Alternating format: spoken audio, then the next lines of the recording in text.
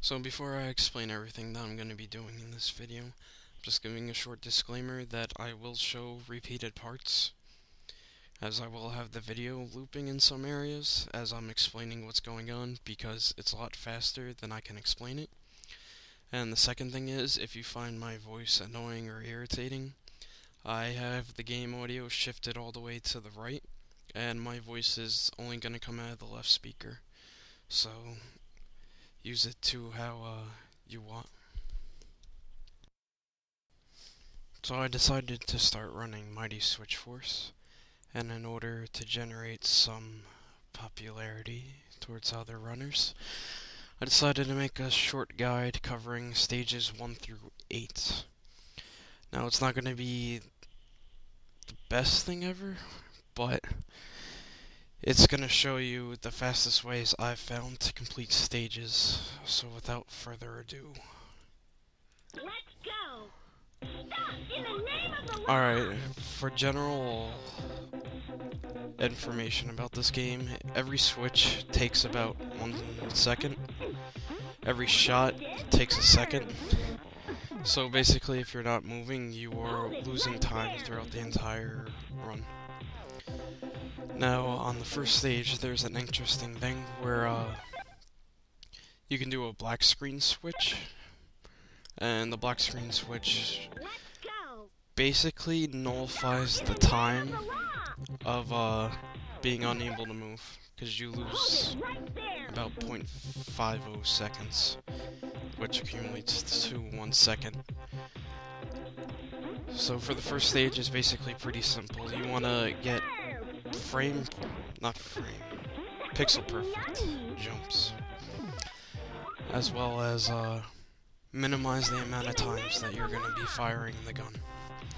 So basically, the first 8 stages are, or can be, the hardest stages to learn. At this point, I show what happens when you do a land switch, which is where the dust clouds kick up. And when the dust clouds kick up, it means that you will lose about 2 seconds. And the only way to not get the dust clouds to kick up is to get a perfect switch. Now for that one, you have to do a special glitch kind of jump, where you have Patty's face touch the very tip of her pixels and turn around immediately, so that you don't get the dust kick up and you land further down. It's quite hard to do, but once you get the hang of it, you'll get it pretty much every single time. Now, the important thing to remember is that as soon as you start scrolling the screen, the monsters start activating.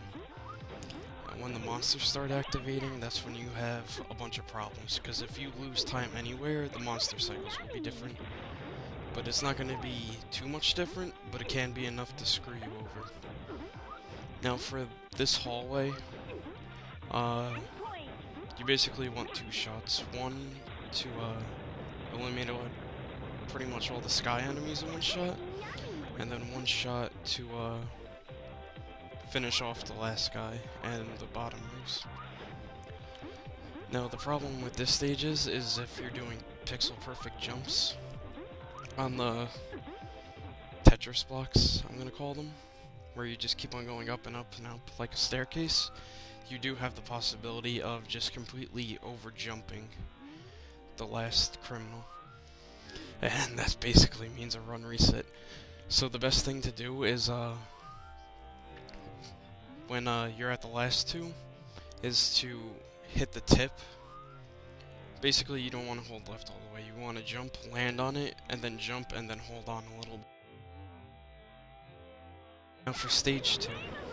Stage 2, you immediately start holding left, and that's basically it. You can hit switch immediately on the black screen, or you could hit switch after you jump and shoot the guy. Or you could hit switch after you jump and shoot the blocks off. Now, if you're too fast, then you'll probably hit the guy on top. If you're too slow, you'll just be able to jump over them. I don't know which one's better yet.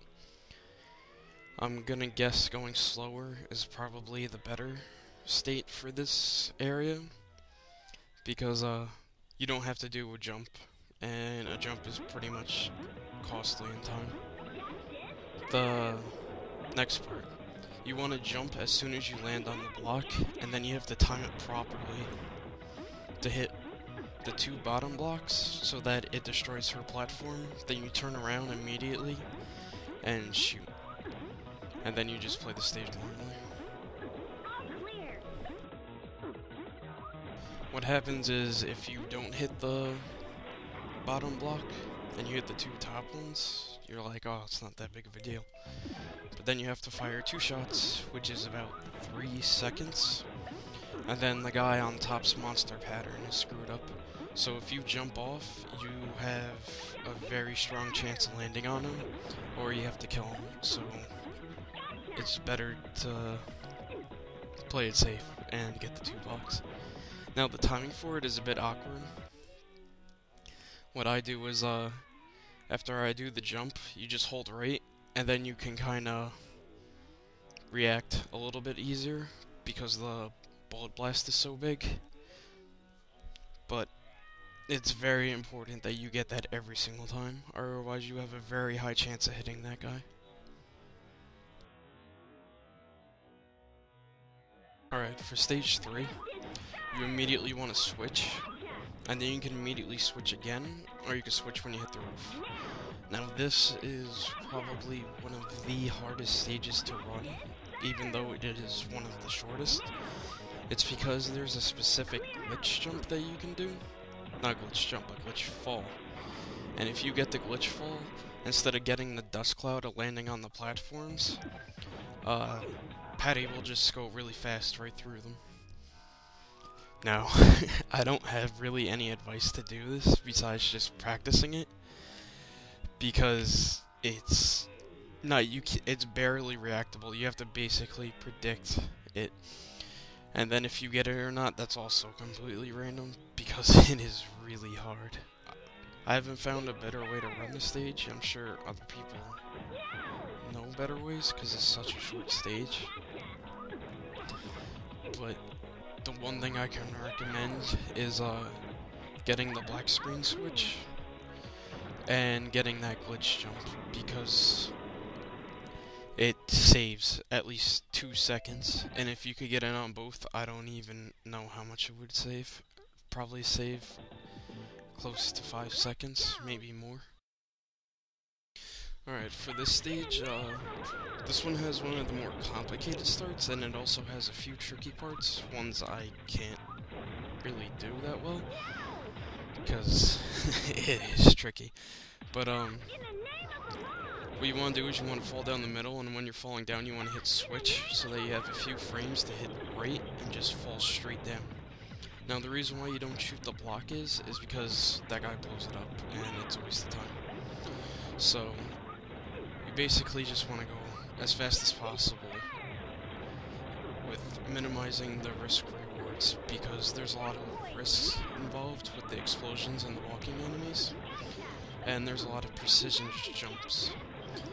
Now, this is one of the precision jumps, and it will take some practice to get used to, but once you get it, you'll pretty much be set.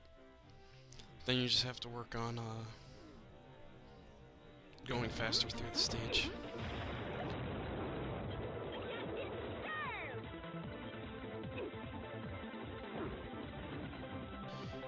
Now for this one guy, you could get a shot off him, which pulls up both bricks, but it's a fairly tricky shot.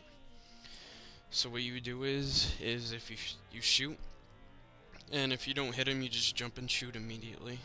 So you have to be listening for the sound cue of that ch for the explosion. But otherwise, the only thing to watch out for is standing too close to the explosions on the stage, because that can ruin your run if you wait too long, if you're not sure of what pixel to activate the switch on. Also, misfiring shots while falling down. will also cost you some time. Let's go. This is one of the easier stages to run. As soon as you hit it, you hit right, you jump, shoot, and then the stage basically plays itself. Now, the important thing to pay attention here is for the switches, and if you're not going as fast as I go, the monster patterns can be different. There's one tricky monster where he can spawn faster for some reason. Basically, there's a few tricky jumps. This is one of the tricky jumps where you have to jump and then hit on the very last pixel to jump, so you jump over the block completely. So it's one easy jump followed by a tricky jump, because if you land on the block and then you try to jump, you'll just walk off the edge, because she'll activate the recovery animation, and then while you press the jump button, she'll activate another recovery animation from falling again, and then since you're still holding right and you may not react to it fast enough, you'll just walk into the spikes, and that will be a run over.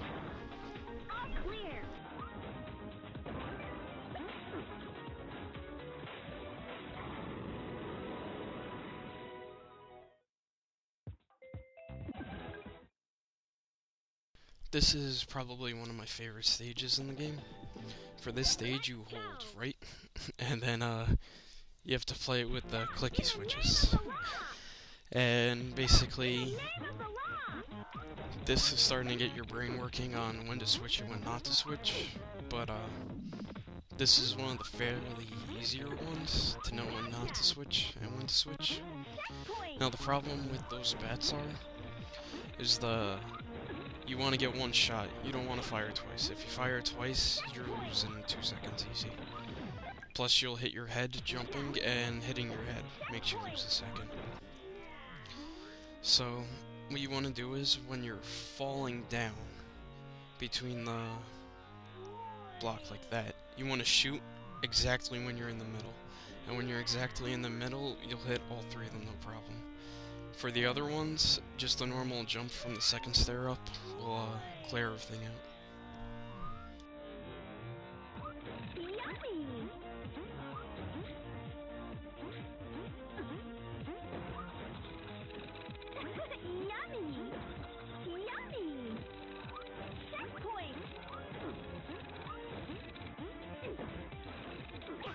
The rest of the stage goes fairly normal. There are a few glitchier things that you can do. Well, not glitchier, but riskier strategies. And this is one of them, because if you miss that and then you switch, you're gonna have to switch again and switch again.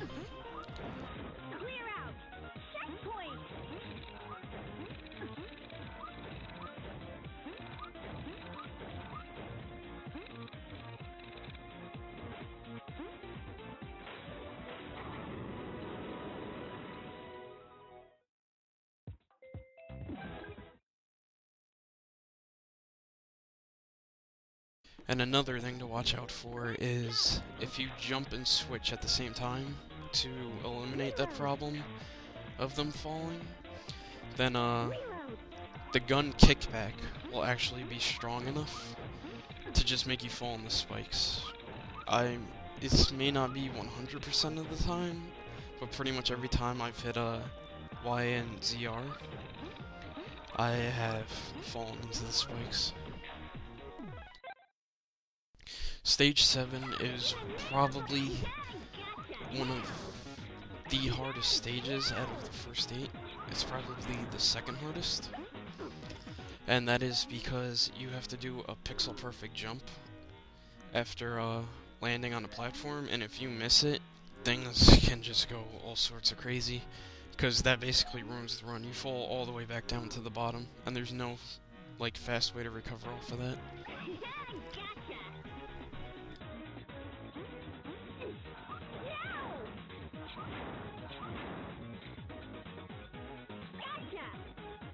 Now, after you get the last criminal, you want to jump to the right, and then hold it for about 2 seconds, and then hold left.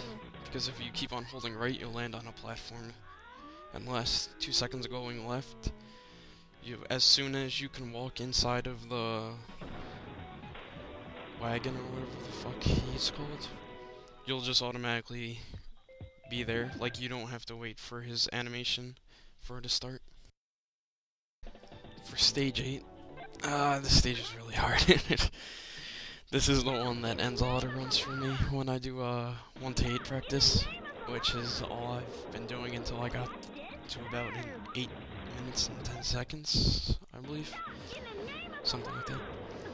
Basically what you want to do is you want to hit switch and shoot at the same time for the first guy.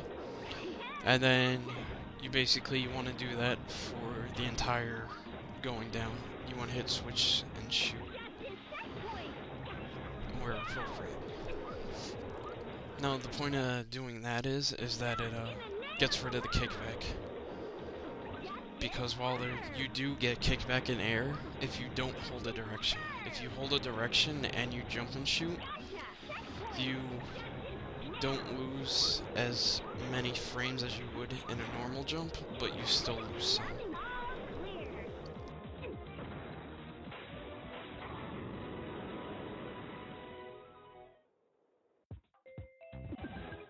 Now these are general things to avoid. It's fast switching, where it's like if you make a mistake, you lose an incredible amount of time.